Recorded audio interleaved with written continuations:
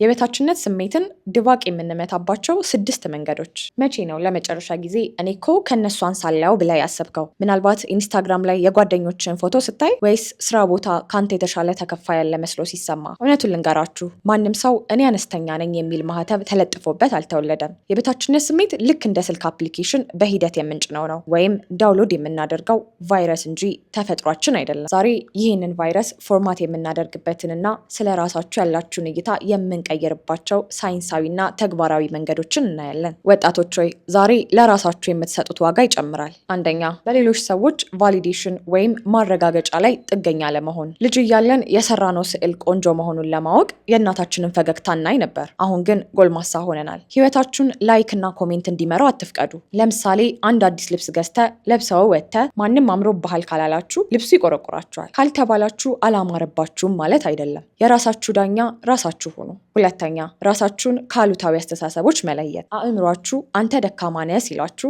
እሺ ብላችሁ አትቀበሉ፣ እንደ እንግዳ አስተናግዱት። ለምሳሌ ውስጣችሁ ይህንን ስራ አትችለውም ሲላችሁ አመሰግናለሁ ስለ ሀሳብህ፣ ግን እስኪ ልሞክረው በሉት። አስተሳሰባችሁ እናንተ አይደላችሁም፣ እናንተ ያስተሳሰባችሁ ታዛቢ ናችሁ። ሶስተኛ፣ ከውድቀት መማር ወይም ግሮዝ ማይንድ ሴት። ስህተት መስራት ማለት ውድቀት ወይም ፌለር ማለት አይደለም፣ ግብአት ነው፣ ኢንፑት ማለት ነው። በፈተና ብትወድቁ እኔ ደንቆሮ ነኝ፣ አልችልም፣ ሰነፍ ነኝ አትበሉ። ይልቁንም አጠናኔ ስህተት ነበር፣ የቱ ጋር ነው የሳትኩት በሉ። አንተና ድርጊት በፍጹም አንድ አይደላችሁም። ስህተቱ ድርጊቱ ላይ ነው እንጂ ማንነታችሁ ላይ አይደለም። አራተኛ፣ የፉክክር መንፈስን መግደል። ዓለም ላይ ካሉት 8 ቢሊዮን ሰዎች ውስጥ አንተን የሚመስል አንድም ሰው የለም። ታዲያ ኦሪጂናል ሆነ ሳለ ለምን የሌላውን ፎቶኮፒ ለመሆን ትሞክራለህ? ዓለም ላይ ካሉት 8 ቢሊዮን ሰዎች ውስጥ አንተን የሚመስል አንድም ሰው የለም። ታዲያ ኦሪጂናል ሆነ ሳለ ለምን የሌላውን ፎቶኮፒ ለመሆን ትሞክራለህ? ትልቁ ፉክክር ከትናንት ማንነት ጋር ይሁን። ዛሬ ከትናንቱ የተሻለ አንድ ገጽ መጽሐፍ ካነበብክ አንተ አሸናፊ ነህ። ከሌሎች ጋር መፎካከር መጨረሻው ቅናትና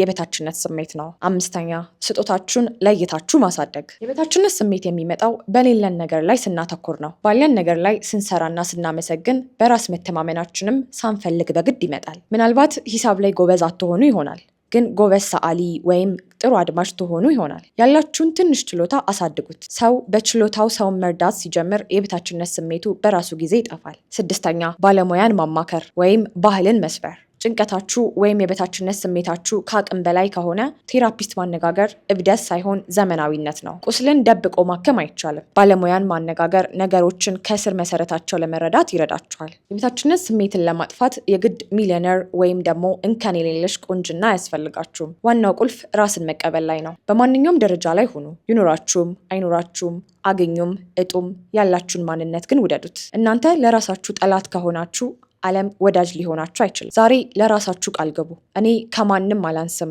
የራሴ ልዩ ቀለም አለኝ በሉ። ከነዚህ 6 ነጥቦች ውስጥ እናንተን ይበልጥ የነካችሁ የትኛው ነው? ወይም እናንተ የበታችነት ስሜትን የምታሸንፉበት ሌላ መንገድ አላችሁ? ኮሜንት ላይ እንወያይ። ቪዲዮ ከተመቻችሁ ላይክ አድርጉት። ለጓደኛችሁም ሼር በማድረግ ይህን መልካም አስተሳሰብ አድርሱ። በሚቀጥለው ቪዲዮ እስክንገናኝ ቸር ሰንብቱ።